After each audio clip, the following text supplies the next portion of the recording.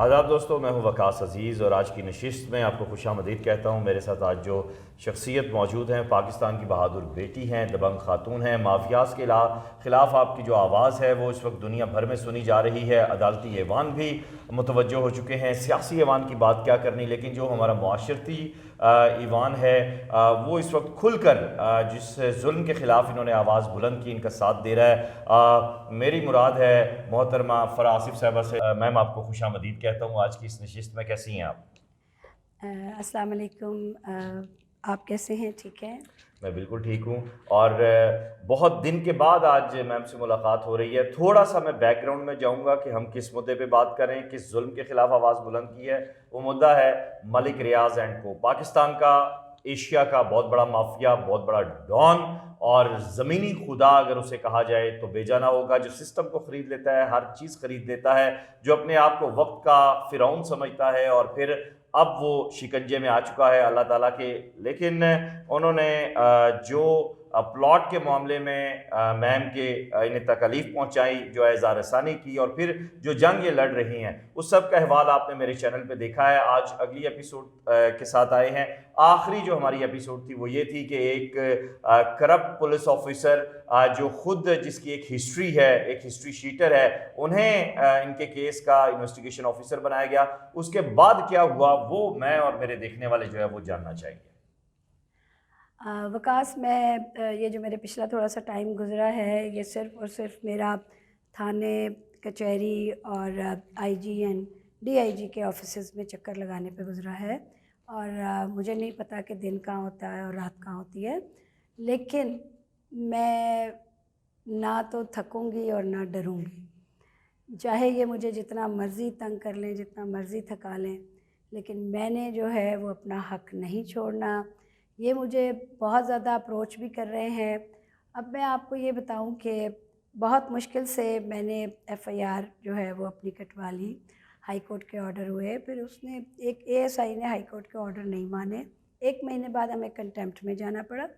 Contempt میں جانے کے بعد پھر اس نے کہا، جج صاحب نے کہا کہ آج اور اسی وقت جا کے یہ میرے آرڈر کی کمپلائنس کریں، وہ بھی نہیں کی گئی، اور 7 دن میں پھر دوبارہ سے ڈی آئی جی آئی جی کے آفیسز میں چکر لگاتی رہی، اور پھر میں نے ڈی آئی جی کے سامنے بیٹھ کے ایک دن کہا کہ ٹھیک ہے سر، اگر آپ نہیں کرتے تو میں پھر کنٹیمپٹ میں چلی جاتی ہوں۔ تو پھر انہوں نے کہا کہ اچھا ٹھیک ہے، ہم کر دیتے ہیں۔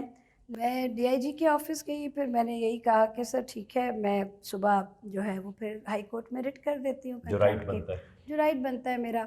تو پھر انہوں نے مہدی صاحب کو کال کیا اور انہوں نے کہا کہ ٹھیک ہے، اب ہمیں ہائی کورٹ کا آرڈر تو جو ہمیں ماننا پڑے گا، تو ہم ایف آئی آر درج کر دیتے ہیں، لیکن آپ نے اس کے اوپر کوئی بھی ایکشن نہیں لینا، نہ کسی کو اریسٹ کرنا ہے، نہ موقع پہ جانا ہے، اور 2-4 دن میں اس ایف آئی آر کو آپ نے ختم کر یہ دینا اعلیٰ ہے۔ افسر کہہ رہے ہیں؟ یہ میرے سامنے آفس میں بیٹھ کے وردی میں ایک D I G, sitting D I G, یہ مجھے کہہ رہے ہیں۔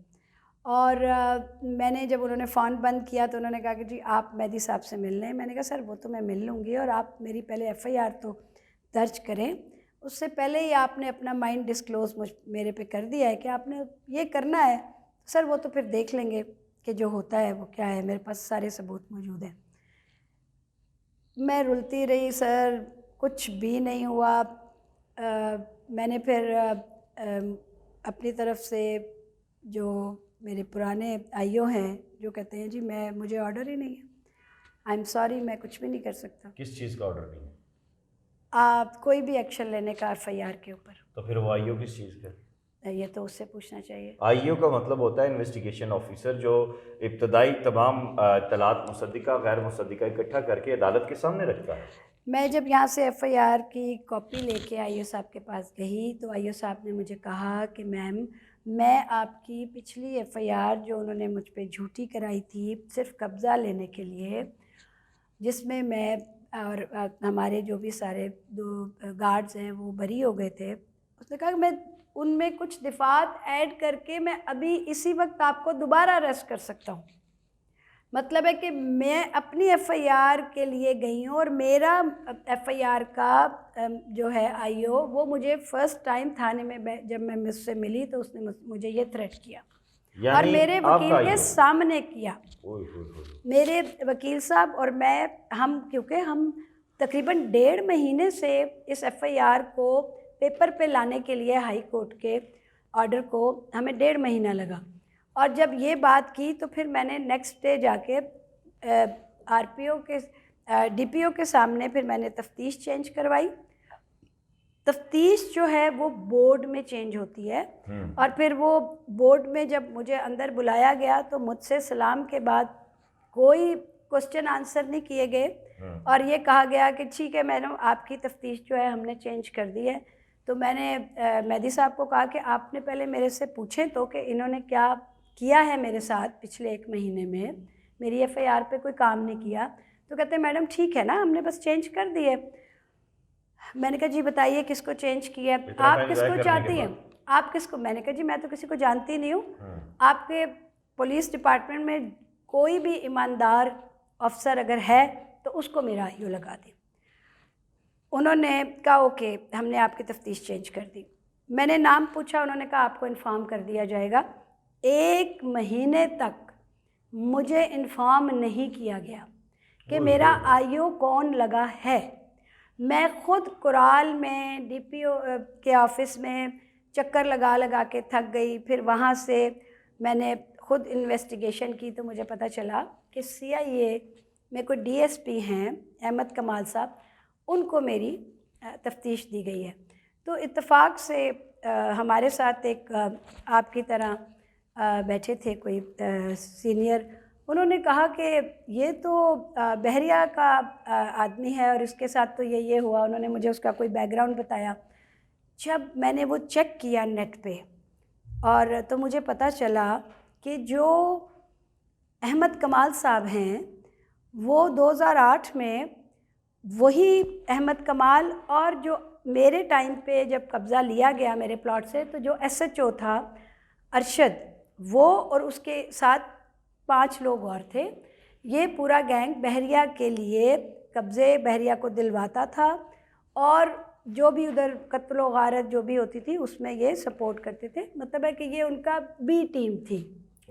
سہالہ جو تھانہ ہے وہ ان کی بی ٹیم ہے. ملک ریاض کے زر خرید غلام ہو گئے. ایسا ہی ہے سر, ایسا ہی ہے سر. پھر جب اور یہ جو ارشد صاحب ہیں انہوں نے ان پہ جب سب پہ انکوائری ہوئی کیونکہ اس میں مرڈر ہو گیا تھا تو پتہ چلا کہ جی ان کو ڈیموٹ کیا گیا. ایک ارشد صاحب اور ایک اور صاحب ہیں, ان کا نام میں ویسے مس وہ ہے, اور احمد کمال اور باقی 3 لوگوں کو نوکری سے ڈسمس کر دیا گیا. مطلب پولیس کی نوکری سے نکال دیا گیا. آپ سوچئے کہ ایک, اور اس کو وہ پھر جیل بھی گئے. اب مجھے یہ بتائیے کہ ایک ایسے شخص کو آپ بحریہ ٹاؤن کے خلاف جو ایف آئی آر ہوئی ہے, مہدی صاحب آپ کو اللہ نے اس کرسی پہ بٹھایا تاکہ آپ انصاف کر سکیں, اور آپ نے پوری پولیس فورس اسلام آباد کی میں ایک ایسے بندے کو چنا جو بحریہ کا بیبی ہے, جو بحریہ کے لیے قتل و غارت, قبضے, ایوری تھنگ, ہر غلط کام کرنے کے لیے اس کو جو ہے وہ سرٹیفکیٹ ملا ہوا ہے.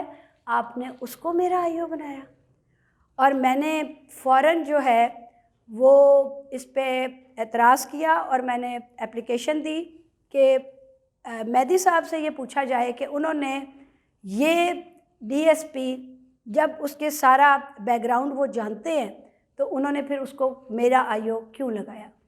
اور آج تک میں آئی او سے صرف 5 منٹ ملی ہوں, ٹھیک ہے, اور نہ اس نے مجھ سے کوئی انکوائری کی, نہ میرے کوئی جو ہے وہ بیانات لیے, نہ ہمارے آئی وٹنسز جو ہمارے پاس ہیں ان کے بیانات لیے, نہ ہمارے ڈاکومنٹس چیک کیے, نہ ہماری جو ویڈیو فوٹیج ہے وہ ایوری تھنگ جو ہمارے پاس سارے ثبوت موجود ہیں کہ میں وہاں پر 12 سال سے بیٹھی ہوں, وہ کوئی چیز بھی انہوں نے ایک چیز بھی چیک نہیں کی. اور آج تک اس ایف آئی آر کے اوپر اور اس ایف آئی آر میں جو دفاعیں لگتی ہیں وہ دفاعیں بھی نہیں لگائی گئی, وہاں بھی ان کو فیور کیا گیا. اچھا جی سر. تو اب اس سارے معاملے میں واضح ہے، بالکل واضح ہے کہ ملک ریاض صاحب جو ہے انہوں نے انٹرفیرنس ہی نہیں کی بلکہ انہوں نے سارا سسٹم خرید لیا ہے. تو اس میں پولیس کی جو شفافیت ہے، پولیس کی جو قابلیت ہے، وہ بھی اس کیس میں کھل کر سامنے آ چکی ہے. اب اس سارے معاملے میں اب عدالت عالیہ کا دروازہ اب کھٹکھٹا رہی ہے. جی بالکل، میرے پاس تو اور کوئی رستہ نہیں ہے سر. میں نے ڈی آئی جی کو بھی اپلیکیشنیں دے دیں، میں نے آئی جی کو بھی اپلیکیشنز دے دیں.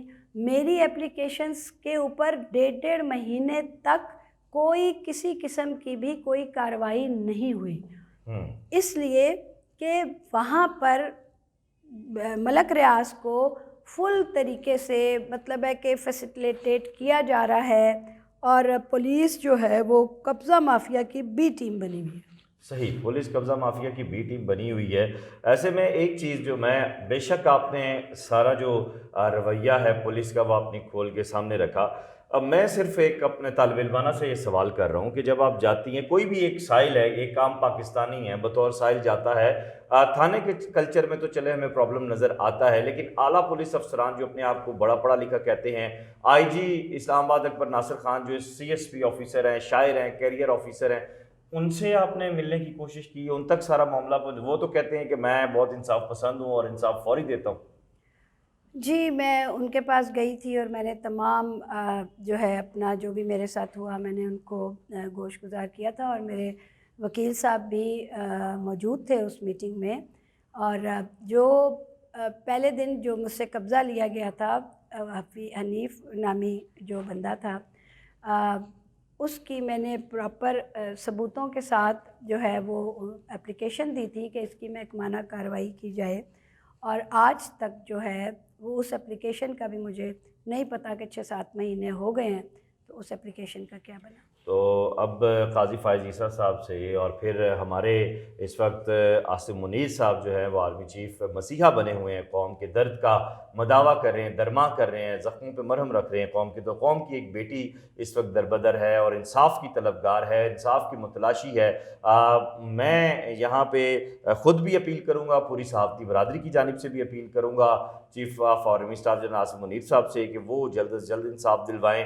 چیف جسٹس قاضی فائز عیسیٰ صاحب سے گزارش کروں گا کہ وہ ہماری بہن اور پاکستان کی دبنگ بیٹی محترمہ فرح آصف صاحبہ کو فوری انصاف دلائیں. آپ کی جانب سے کیا اپیل ہے، کیا بات ہے؟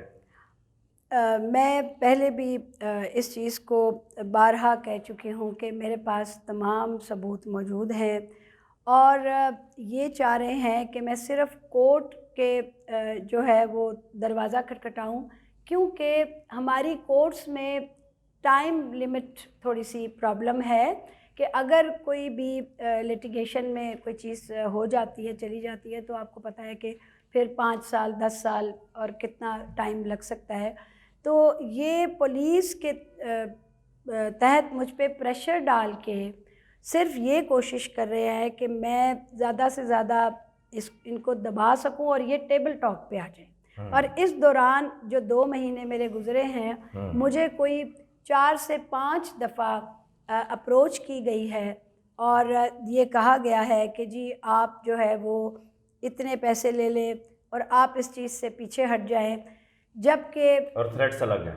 تھریٹس تو بہت ہے سر، میں تو آپ کو میں بتا نہیں سکتی، میں تو اس چیز کو اب سوچتی بھی نہیں ہوں، کیونکہ پھر ذرا مشکل ہو جاتا ہے جو ہے وہ سروائیو کرنا.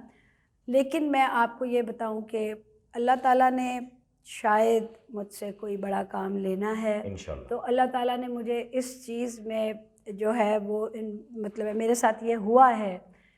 اور میں نے جو آپ سے پہلے بھی انٹرویو میں یہ بات کہی تھی کہ میں سواں کا جو 11,734 کنال 4 مرلے کا جو اس نے زمین سرکار کی کھربوں روپے کی زمین جو ہے اس نے وہ قبضہ کیا ہوا ہے، تو وہ میں جو ہے وہ اپنی سرکار کو ضرور دلواؤں گی. اور وہ ہمارا حق ہے، وہ پاکستان کا ہے، وہ پاکستان کی ہر شہری کا ہے. تو میں اس کے لیے سپریم کورٹ جو ہے وہ جا رہی ہوں، اور میری سپریم کورٹ میں پٹیشن جو ہے وہ بالکل تیار ہو گئی ہے. کیونکہ جو بھی جس طرح وہ تھانے خرید لیتا ہے، اسی طرح بہت سے وکلا ہیں جن کو میں نے اپروچ کرنے کی کوشش کی تو انہوں نے پھر مجھے ریفیوز کیا، اور اب میں ان پرسن پیش ہو رہی ہوں. صحیح. میں سپریم کورٹ میں ان پرسن خود پیش ہو رہی ہوں، اور میں یہ کیس خود فائز عیسیٰ صاحب کے سامنے کھڑی ہو کے میں یہ لڑوں گی، اور انشاءاللہ آپ دیکھیے گا کہ میں جو ہے وہ سارے لوگوں کے لیے ایک مثال بنوں گی کہ اگر آپ رائٹ پہ ہیں اور آپ سیدھے رستے پہ ہیں اور آپ سچائی پہ ہیں تو دنیا کی کوئی طاقت جو ہے وہ آپ کو نہ ڈرا سکتی ہے اور نہ ہرا سکتی ہے. بالکل جی. پورے پاکستان کو اس وقت فرح آصف صاحبہ کی آواز بننا ہے، اس لیے میں آپ سے گزارش کروں گا جو دوست اس ویڈیو کو دیکھ رہے ہیں اس لنک کو زیادہ سے زیادہ شیئر کریں. ہماری جو مائیں بہنیں بیٹیاں ہیں ان سے گزارش ہے کہ اپنی فیس بک وال پہ، اپنے یوٹیوب پہ، اپنے ٹک ٹاک پہ، اپنے ٹویٹر پہ جسٹس فار فرح آصف کا ہیش ٹیگ استعمال کریں اور اس ویڈیو کو زیادہ سے زیادہ شیئر کریں ایک نیشن کا کاز سمجھ کے، تاکہ ان مافیاز کی سرکوبی ہو سکے. آج اگر ایک تنہا عورت آہنی چٹان بنی ہوئی ہے تو ہم سب کو مل کر ان کا ساتھ دینا ہے اپنے اس سارے معاملے میں. اور اپنا خیال رکھیے گا. اس ویڈیو لنک کو زیادہ سے زیادہ شیئر کیجیے گا. خدا حافظ.